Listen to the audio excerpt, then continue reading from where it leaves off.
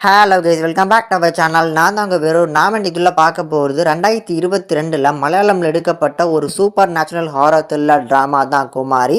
இந்த படம் எப்படி இருக்குது அப்படின்னு தான் உள்ள ரிவ்யூ பண்ண போகிறோம்.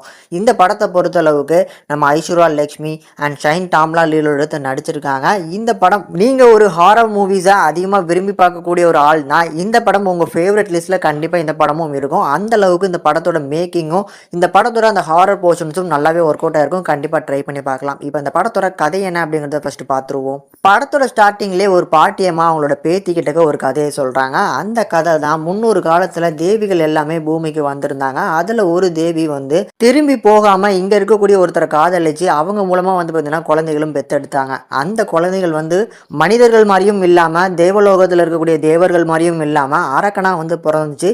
அந்த 2 அரக்கங்களும் வந்து பார்த்தீங்கன்னா பூமியை அட்டகாசம் பண்ணிட்டு இருக்காங்க அப்படின்னு சொல்லி ஒரு கட்டத்துக்கு மேலே தேவியும் வந்து பார்த்தீங்கன்னா 2 பேரையும் ஒருத்தரை பாதாளத்தில் இன்னொருத்தரை வந்து பார்த்தீங்கன்னா ஃபாரஸ்ட்லேயும் வந்து பார்த்தீங்கன்னா அடைச்சிட்டு அவங்க தேவலோகத்துக்கே போயிடுறாங்க. இப்போ அது நடந்து பல 100 வருஷத்துக்கு அப்புறம் சொக்கன் துப்பன் அப்படிங்கிற 2 பேரோட கதையை காட்டுறாங்க. இதில் சொக்கனை பொறுத்தளவுக்கு ஒரு குட்டி பையன் அனாதை வந்து பார்த்தீங்கன்னா யாருமே இல்லாமல் அங்கங்கே காடுகளில் சுற்றிட்டு இருக்கக்கூடிய ஒரு பையன். இவன் வந்து இந்த தொப்பன் அப்படிங்கிற அந்த எஜமானோட வீட்டில் வந்து அப்பப்போ சாப்பிட்றது உண்டு. அப்படி அந்த துப்பனோட மனைவி வந்து இந்த சொக்கனை ரொம்ப பிடிக்கும். ஸோ இந்த காடுகளிலே சுற்றிட்டு இருக்கியே அந்த அரக்கனை பற்றி கேள்விப்பட்டிருக்கியா பார்த்துருக்கியா அப்படிங்கிற மாதிரி சொல்ல உடனே அந்த அரக்கனை எங்கே இருப்பான் அப்படிங்கிற மாதிரி தேடி கண்டுபிடிச்சி இவன் வந்து பயமே இல்லாமல் அந்த ஏஜ்லேயே போய் அந்த அரக்கனை ஃபஸ்ட் டைம் பார்க்குறான். பார்த்துட்டு அதுக்கு அப்பப்போ வந்து பார்த்தீங்கன்னா சாப்பாடு கொண்டு போய் கொடுக்குறது அந்த மாதிரி நிறைய விஷயங்களை பண்ணிட்டு இருக்கான். இதனால அந்த காட்டுக்குள்ளே அடைக்கப்பட்ட அந்த அரக்கனுக்கு வந்து இந்த சொக்கனை ரொம்ப பிடிக்கும். இந்த சொக்கனை ஒரு கட்டத்தில் வந்து இந்த துப்பன் வந்து அவனோட குளத்தில் குளிச்சுட்டான். கீழ் ஜாதிக்காரன் வந்து கீழங்க வந்து குளிச்சு அந்த குளத்தை நாசம் பண்ணிட்டான் அப்படின்னு சொல்லி அடிச்சே கொலை பண்ணியிருப்பாரு. அதனால அந்த அரக்கன் இருக்கான் பார்த்தீங்களா, ஃபாரஸ்ட்டில் ஒளிஞ்சிட்டு இருந்த அரக்கன் இந்த குடும்பத்துக்கும் அந்த கிராமத்துக்கும் ஒரு பெரிய சாபத்தை கொடுத்து ஒரு தொற்று நோய் வந்து பரவுது. அண்ட் மனுஷமான நிறைய விஷயங்கள் நடக்குது. ஸோ இந்த துப்பனுக்கு இந்த கிராமத்தையும் காப்பாற்றணும், நம்ம குடும்பத்தையும் காப்பாற்றணும், நாமளும் உயிரோடு இருக்கணும் அப்படிங்கிறதுக்காக வேற வழியே இல்லாமல் ஸோ இந்த 2 அரக்கன்கள் படத்தோட ஸ்டார்டிங்கில் சொன்னாங்கல்ல, அதிலோட இவனோட தம்பியோட அரக்கனை வந்து பார்த்தீங்கன்னா வழிபட ஆரம்பிச்சு அவன்கிட்ட இருந்து காப்பாற்று அப்படிங்கிற மாதிரி ஹெல்ப் கேட்டு சில விஷயங்கள் பண்ணுறாங்க. அந்த இடத்துல தான் குமாரி அப்படிங்கிற டைட்டிலே போடுதாங்க.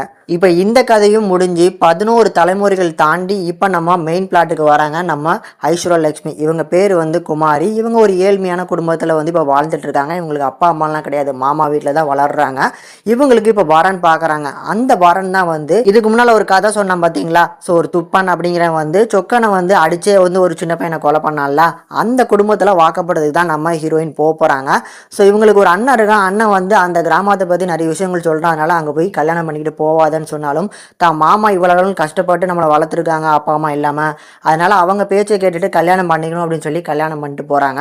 இப்படி அந்த குடும்பத்தில் வாக்கப்படும் போது இவங்க என்னென்ன விஷயங்களை ஃபேஸ் பண்ணுறாங்க, அதில் பர்டிகுலராக நம்ம ஷெயின் டாமை பொறுத்தளவுக்கு ரொம்ப வந்து ஒரு பைத்தியக்காரத்தனமான அப்பாவியான பயந்தாங்குழியான ஒரு ஆளாக இருப்பார். அவர் போக போக என்னென்ன பண்ணுறாரு, இப்படி 300 காலத்துல இருந்தே அரக்கர்களை வழிபடக்கூடிய இந்த பரம்பரையில் வந்து நம்ம ஹீரோயின் வாக்கப்பட்ட போது அவங்க என்ன எதிர்பார்க்குறாங்க நம்ம ஹீரோயின் கிட்ட இருந்து, அந்த எதிர்பார்க்கக்கூடியதை நம்ம ஹீரோயின் கொடுத்தாங்களா கொடுக்கலையா, அதனால என்னென்ன விஷயங்களை ஃபேஸ் பண்ணுறாங்க அப்படிங்கிற மாதிரி கொண்டு போயிருப்பாங்க. படம் பார்க்கறதுக்கு பயங்கரமான ஒரு சூப்பர் நேச்சுரல் ஹாரர் த்ரில்லர் ட்ராமாவாக இருக்கும். அதுலேயுமே அந்த கிளைமேக்ஸ்லாம் ஒட்டி வர்ற அந்த பிஜிஎம்ஸ் ஹீரோயினோட அந்த கேரக்டர் ஆர்க்லாம் செம்மையாக டெவலப் பண்ணியிருந்தாங்க. அண்ட் கூடுதலாக வந்து ஸோ படத்தோட ஸ்டார்டிங்லேயே நம்ம ஷெயின் டாமை வந்து அந்த கேரக்டர் வந்து ரொம்ப அப்பாவியான கேரக்டரு, ரொம்ப பயந்தாங்குழி அந்த மாதிரியே ப்ரொஜெக்ட் பண்ணிட்டு அந்த இன்ட்ரோல் பிளாக்லாம் தாண்டினதுக்கப்புறம் அவர் ஒரு கொடுப்பார் பாருங்க ஒரு டிரான்ஸ்ஃபர்மேஷனு. அதுலேயுமே கிளைமேக்ஸ் ஓட்டி அவரோட பர்ஃபார்மன்ஸ்லாம் சூப்பராக இருந்துச்சு. கிட்டத்தட்ட அவரோட பர்ஃபார்மன்ஸ் அந்த அளவுக்கு இருந்தனால தான் ஹீரோயினோட பர்ஃபார்மன்ஸ் கிளைமேக்ஸ் ஓட்டி இந்த அளவுக்கு சூப்பராக இருக்கும். அதை தாண்டி அந்த 2 கோஸ்ட் அப்படின்னு சொல்லி, அதாவது 2 அரக்கர்கள் அப்படின்னு சொல்லி அவங்க 2 பேர் மோதிக்கக்கூடிய போர்ஷன்ஸ் அதுவுமே சூப்பரான ஒரு கிரியேட்டிவான, இது வந்து புராணங்களில் ஒரு ஃபேண்டஸியாக நடந்ததா இல்லை இவங்களோட ஃபிக்ஷனல் ஸ்டோரியானலாம் தெரியாது. ஆனால் வந்து பார்க்கறதுக்கு எனக்கு நல்லா இருந்துச்சு. நல்ல ஒரு எக்ஸ்பீரியன்ஸ் இந்த படத்துலேருந்து கிடச்சிது. தென் இந்த படத்துக்கான சூஸ் பண்ணப்பட்ட அந்த லொக்கேஷன், அந்த ஃபாரஸ்ட் ரேஞ்சு இதெல்லாமே வந்து நல்ல சினிமாட்டோகிராஃபிலாம் காமிச்சிருப்பாங்க. கொஞ்சம் டார்க்கான தீமில் நிறைய இடங்களில் ப்ரெசென்ட் பண்ணியிருக்கும் போது அதுவே வந்து சில இடங்களில் பயம்படுத்துகிற மாதிரியான போர்ஷன்ஸாக இருக்கும்.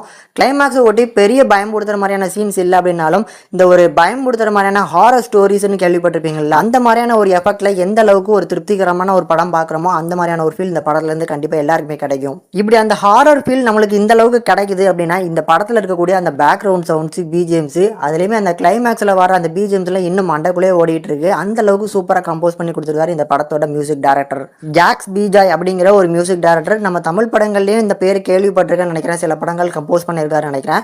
சூப்பரான பிஜிஎம், சூப்பரான சாங்ஸுமே இருக்கும். நம்ம ஹீரோயினுக்கு வந்து ஓப்பனிங் சாங் ஒன்று கொடுத்துருப்பாங்க. அந்த சாங்குமே நல்ல எஃபெக்டிவாக வந்து பார்த்தீங்கன்னா போட்டு கம்போஸ் பண்ணி கொடுத்துருந்தாங்க. இதை தாண்டி இந்த படத்தோட டேரக்டரான நிர்மல், ஸோ அவர் வந்து சூப்பரான ஒரு ஃபினிஷிங் கொடுத்துருக்காரு. ஆனால் எனக்கு தெரிஞ்சு இந்த படத்தோட பார்ட் 2 பார்ட் 3 எடுக்கிற அளவுக்கு இந்த படத்தில் கண்டென்ட் இருக்குது. ஆனால் அதை வந்து சீக்கிரமாக எடுக்கணும் அப்படிங்கிறது என்னோட பர்சனல் தாட். ஏன்னா அந்த அளவுக்கு சஸ்பென்ஸோட தான் முடிச்சிருப்பாங்க கிளைமேக்ஸுமே. ஏன்னா கொடுத்த வாக்கை காப்பாற்றிட்டேன் அப்படின்னு சொல்லி ஒரு அரக்கன் வந்து பார்த்தீங்கன்னா ஒருத்தரோட அரக்கனோட அந்த நாக்கை பிச்சுட்டு தான் வந்து பார்த்தீங்கன்னா போயிருக்கோம். அப்போ பிச்சப்பட்ட நாக்கு கூடிய இருக்க அந்த அரக்கன் பழி வாங்குறதுக்கு என்ன பண்ணலாம் அப்படிங்கிற மாதிரி ரைட்டிங் கொண்டு போகலாம். இப்படி இந்த படத்தோட பார்ட் 2 எடுக்கணும்னா அழகா எடுக்கலாம். அந்த அளவுக்கு இந்த படத்துல கண்டென்ட் இருக்கு. ஸோ அதனால பார்ட் 2 வேணும் அப்படிங்கிற மாதிரி டேரக்டர் கிட்ட கண்டிப்பாக ஒரு ரெக்வஸ்ட் வச்சுக்கிறேன். ஸோ ஃபைனலாக இந்த படத்துக்கு நம்ம சேனல் இந்த ரேட்டிங்னு பார்க்கும்போது 5க்கு 3.5 வரைக்கும் ரேஷியோ கொடுத்துருக்கும். இந்த படத்தை கண்டிப்பாக ஃபேமிலியோட பார்க்கலாம்.